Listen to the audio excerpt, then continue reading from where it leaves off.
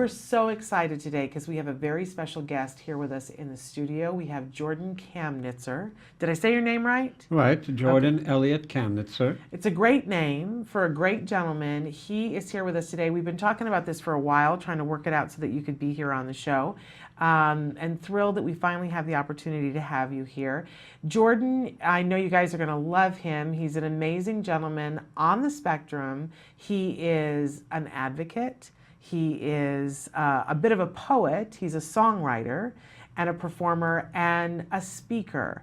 And that's most especially what we want people to know, because if you're thinking about doing an event and you want to have an amazing speaker, Jordan is available to come to your event. He's been speaking at events all over the country and is a wonderful speaker, a wealth of information. So Jordan, we welcome you to Autism Live and to Let's Talk Autism with Shannon and Nancy. Thank you for being here. Thank you very much for having me on your show. Well, I'm thrilled that you're here. We have been friends on Facebook for a little while and have had many conversations, and Jordan puts up with me because you guys know I don't always get back to you with great speed and haste because I'm here in the studio and sometimes it takes me a while. But Jordan is a model of persistence because he didn't let me get off the hook, and I wanted you to be on the show and he didn't, and I told him that and he didn't let me get off the hook. So thrilled that he's here. And you consider yourself a self-advocate. Yes, I do. That's a very specific phrase that I find that people on the autism spectrum use a lot. I don't hear it for other groups, but so when I hear somebody say I'm a self-advocate, I automatically go, oh, okay, this is autism. It isn't always, but in your case it is. And Jordan, we're of the same generation. We're about the same age. So how old were you when you were diagnosed on the autism spectrum?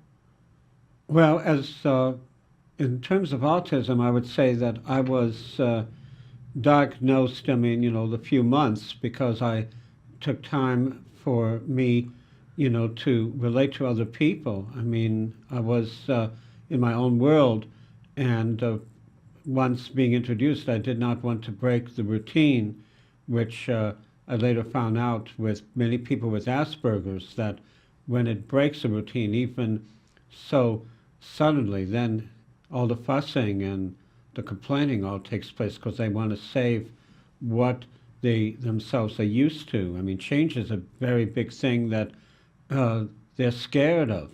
Yeah. They're scared of change. They won't accept change, but gradually certain changes have to be accepted, and it goes with a lot of reluctance, in my case, with whatever I'm used to in the routine. But you have this amazing self-awareness about that I don't think everyone on the autism spectrum does. And I think that's one of the reasons why Jordan is such an amazing speaker, because you and I talked about this briefly this morning, that as an autism parent, all I ever want is to get inside my child's head and to see what it's like. And I think one of the things that's amazing about Jordan is that he has that self-awareness that he can tell you, change is hard for me, and here's why it's hard for me, but here's how I've dealt with it. Because you're doing amazingly well. You have done amazingly well your whole life. You live independently, have a girlfriend, which, we all love to hear. That's a very exciting thing for all. I'm sure it's a great thing for you, but we love hearing that as an autism community, that you got a girlfriend, you've got a job. It's not the first job you've ever had, but you work full time and you do a great job. In fact, that was part of the reason why we had trouble finding a day, because you said, I work and I can't just be taking time off of work. We got to find the right day to be able to do this. So there are so many things about Jordan that make him a truly inspirational speaker. But Jordan, so tell us, did that awareness of being upset with change, is it something that came with time, or were you always aware of the fact that if change happened, that's what was really making you uncomfortable?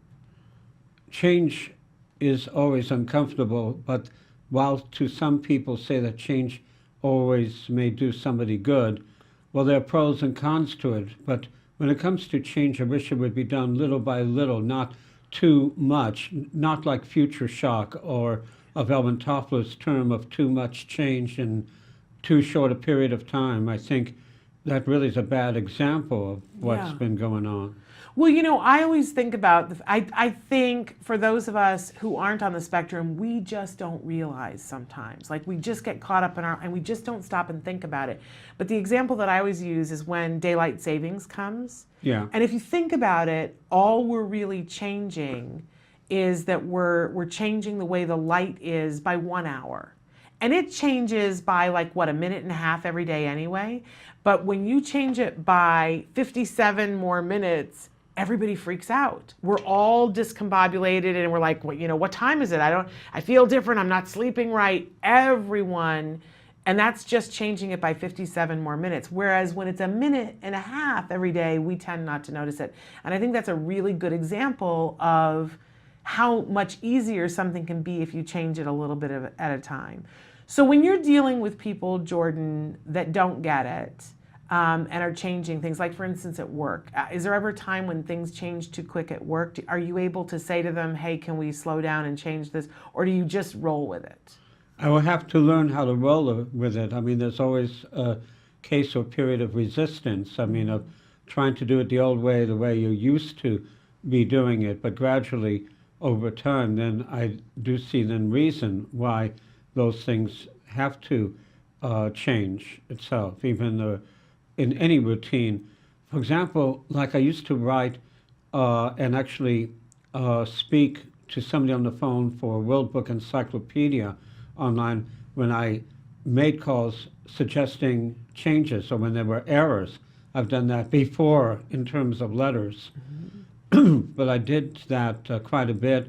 And then starting in 2010, it had to become the rule that the phone calls would no longer be accepted and it could only be done by letters or email, which I got used to doing that. And I've gotten the responses, of course, faster, and several of the changes both in the written world and both in print and online have been done. It's like me being an unsung hero responsible for the changes. And some people, even my parents, had suggested, why don't you go to Chicago and work for World Book for that, maybe. Well, I can imagine the persistence that you used with them to get them to change errors because, like I said, you were very persistent with me. And sometimes that's what it takes to get something done and to change. But it sounds like World Book said, here's we'll make your changes, but here's how you have to communicate with us. And was that hard for you? A little bit, but I gradually, I've learned email itself, and I knew which people and editors at World Book who to correspond with. Yeah. Well, one of the things that I keep coming back to in my life is that if we were able to harness the strengths of the individuals who are on the autism spectrum, we would get a lot more done instead of asking them not, because obviously there are some things that success is measured by how persistent you can be, right? Right. And you are somebody that is really good at that. That's a talent. Used in the right way, it's a talent. Yeah. I'm sure it's gotten in your way sometimes and has been challenging, and clearly it was challenging for World Book, but you're right, they changed it. And Yes. that was the important thing. Well, if you ever out of a job, maybe World Book would hire you. And that would be enjoyable for you. Yes, of course. Well, encyclopedias are kind of the dinosaurs anymore, aren't they? That I haven't, but this is an encyclopedia online, correct? Yes, World Book Online, yeah. Okay. All right. Well, there's a plug for World Book. Maybe they'll see this and feel the love. But so, Jordan, what do you attribute your success to? Because there are people watching who are like, okay, look at this inspirational man who has found the way to make sense of some of the challenges that he has. What do you think made that possible for you? Well, part of it could have been persistence. Part of it could have been maybe hidden talents, which I try to develop from it and perhaps from my mind. And sometimes that's sort of a way that I kind of notice details, why some things are operating correctly and some are not, or in errors. I've done that. I could give you an example like I've also, for example, noticed, for example, when traffic signals were not operating in a certain way, or it lacked something or whatever, and I had either called the people like Signal Timing or the Department of Transportation for suggestions, whatever, and some of the things themselves have been changed in the operations of it, although I know things have done changes ever since. So, but again, when you see something that isn't working, you don't just let it go. Right, You follow through on it. right. You make the phone call. You call the Department of Transportation and say, hey, the timing on this light is Yeah. not working. What would happen if somebody said to you, you can't make that phone call? Would that just really bug you to no end? If you couldn't call them and say, this isn't working? Oh no, I wouldn't be bothered now. I mean, I've kind of learned the lessons from that, so I can do it or do it through email itself. It should be then no problem that way. Okay. Except only unless if a computer was on the brink or not working. I mean, in very rare exceptions. But I see you, even the amount of time that I've spent with you, Jordan, I see you as somebody who has found the way to make it work for yourself. When, just so everybody knows, when Jordan came in, I was running a little bit late because of some stuff going on at home. So he got here and I had no makeup on and my hair was not done. And we wanted to talk before we came on the air. And I said, Jordan, do you mind? Can I have you sit here at my desk and watch me put on my makeup and do my hair? Well, that's distracting to anybody. Like that would have been distracting to a lot of people as I'm asking questions about their life and so on and so forth. But you know, I saw you like adjust to it and go, okay, this is weird, but I'm just going to go with it. And we got through it and you were fine. And I did see that there was a process. Was it uncomfortable for you, to be honest? Oh no, not at all. Well, you did so good. So you just kind of went with it. Yeah. And there were a lot of things going on, like, you know, there were things that were happening, and but you stayed focused. More so than I did. Yes. And that was probably, you probably had to make some adjustments to do that. We had everybody knows I have toys all over my desk right now, and we were moving toys, and there was bows and wrapping paper and everything. But I saw you take all of that in and adjust to it. Sure. But how, like, do you think that's just you, Jordan, or did somebody teach you how to be flexible when things aren't what you expected them to be? Well, it depends on the level of flexibility. I can understand holidays itself and also what's coming about. I mean, I don't complain about messes. I know there are certain people who are, but I always like to try to make arrangements. Like whenever I add a phone number onto my computer, I have a phone list which is like 190 pages long, and whenever I add somebody, I make sure that the lines are not close together. I always do a space, a name and phone number space. I don't want them all together. Right. And then I have to push it down, and even through expanding and adding pages. This way I make sure about trying to be concise and persistent to make sure that it's all done according to plan. Which is very much a thing that is part of an Asperger or some autism diagnoses. But so my question to you is, what would happen if your girlfriend went in and added a phone number and didn't put the spaces? Like, how bad would that bug you? Well, because of that change, I mean, if it's like temporary, I mean, I would then make it so that I would always fix it up. Okay.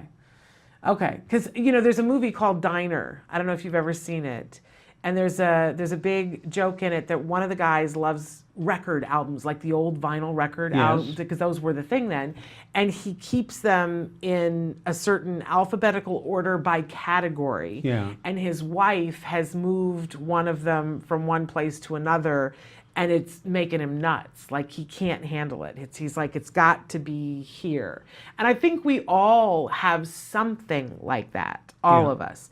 But sometimes for individuals who are on the autism spectrum, it creates such anxiety that they can't go on until it's fixed. Do you think you're in that category? Would everything have to stop so that you could fix it? Or could you wait to fix it? That would depend on the severity of what needs to be fixed and which ones could go or could wait longer. Okay. Yeah, All right. Well, that makes sense. I think that's how we all are sure. to some extent. Yeah. So I want to take a little bit of a break, but when we come back, we want to talk some more about Jordan as the songwriter and the musician and the speaker. But before we go to break, if people want to get a hold of you because they want you to come and speak, where Sure. should they go, Jordan?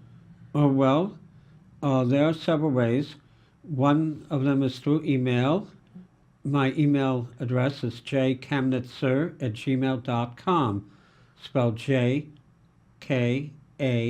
M as in Mary, N as in Nellie, I, T as in Tom, Z as in zebra, E, R as in Robert, @gmail.com. Another way they could get a hold of me is to call me either on my cell phone.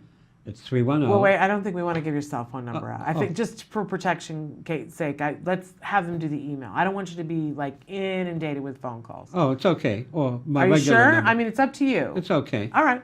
Yeah. It's that the cell phone would be the best to reach. Yeah. Okay, you go right ahead. It's then. okay. I'm so sorry. It's all right.